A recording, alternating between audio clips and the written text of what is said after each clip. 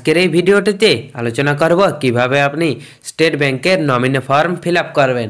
এর আগে আপনার অবশ্যই জানা দরকার যে ব্যাংক অ্যাকাউন্টে সর্বদা নমিনি রাখা আবশ্যক, কারণ আপনার বর্তমানে আপনার পরিবার যাতে আপনার টাকা ব্যবহার করতে পারে তার জন্য অবশ্যই নমিনি রাখা বাধ্যতামূলক। কারণ এক্ষেত্রে ব্যাংক সর্বদা বলে থাকে অ্যাকাউন্ট খোলার সাথে সাথেই যে নমিনি রাখতে, কিন্তু আপনি যদি নমিনি না রাখেন তাহলে পরবর্তী ক্ষেত্রে অনেক সমস্যা হতে পারে। তো চলুন কিভাবে আপনি স্টেট ব্যাংকের নমিনি ফর্ম ফিল আপ করবেন দেখে নেওয়া যাক। আজকের এই ভিডিওটি যদি ভালো লেগে থাকে তাহলে অবশ্যই ভিডিওটিতে একটি লাইক করে চ্যানেলটিকে সাবস্ক্রাইব করে দেবেন। এখানে আপনি দেখতে পাচ্ছেন স্টেট ব্যাংকের নমিনি ফর্ম। এই ফর্ম ডাউনলোডের লিঙ্ক ডেসক্রিপশন বক্সে দেওয়া থাকবে। এখানে প্রথমেই দেখতে পাচ্ছেন আই অ্যান্ড উই, এখানে আপনার নামটি লিখে দিতে হবে। এখানে আপনি আপনার নামটি ক্যাপিটাল অক্ষরে লিখে দেবেন এবং অ্যান্ড অ্যাড্রেস এবং কমা ব্যবহার করে এখানে নাম লিখবেন এবং কমা ব্যবহার করে এখানে আপনি আপনার অ্যাড্রেসটি লিখে দেবেন এবং এরপর এখানে ব্রাঞ্চের নাম, আপনার ব্যাংকটি কোন ব্রাঞ্চে অবস্থিত সেই ব্রাঞ্চের নাম লিখতে হবে এবং এখানে ব্রাঞ্চটি কোন জায়গায় অবস্থিত এখানে দেখতে পাচ্ছেন নেম অ্যান্ড অ্যাড্রেস, আপনার ব্যাংকের ব্রাঞ্চের নাম এবং তার অ্যাড্রেস লিখতে হবে।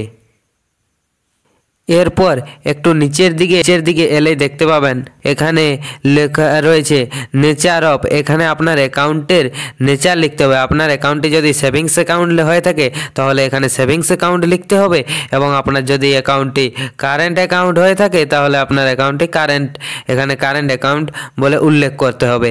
এখানে আপনার ব্যাংক অ্যাকাউন্টের নাম্বার লিখতে হবে, এখানটাতে আপনার ব্যাংক অ্যাকাউন্টের নাম্বার লিখতে হবে। এরপর এখানে আপনি অ্যাডিশনাল কিছু তথ্য দিতে পারেন, এটা কিন্তু বাধ্যতামূলক নয়, এটা না দিলেও চলবে। এরপর এখানে আপনি যাকে নমিনি করতে চাইছেন এখানে তার নাম লিখে দিতে হবে এবং এরপর এখানে নমিনির সমস্ত অ্যাড্রেস দিতে হবে এবং নমিনির সঙ্গে আপনার সম্পর্ক এখানে লিখে দিতে হবে। এরপর নমিনির বয়স এখানে উল্লেখ করতে হবে।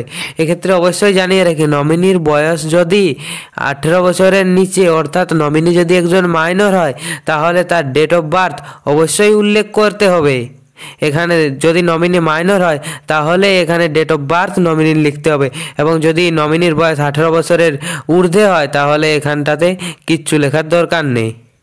এরপর একটু নিচের দিকে দেখবেন এখানটাতে লেখা রয়েছে as the nominee is a minor on the date, অর্থাৎ আপনি যে সময় নমিনি ফর্ম জমা করছেন সেই সময় যদি আপনি যাকে নমিনি রেখেছেন তার বয়স যদি 18 বছর নিচে হয়, অর্থাৎ নমিনি যদি মাইনর হয় তাহলে আপনি একজন অ্যাপয়েন্ট রাখতে পারেন। অর্থাৎ যেহেতু নমিনি ছোট বা 18 বছরের নিচে, যদি নমিনি বাচ্চা হয় সেক্ষেত্রে সে ব্যাংকে টাকা তোলা বা টাকা জমা করা এসব সম্পর্কে জানে না, তাহলে তার জন্য একজন নমিনির সঙ্গে একজন আপনি অ্যাপয়েন্ট করতে পারেন যে আপনার নমিনিকে টাকা তুলতে পরবর্তীকালে সাহায্য করবে।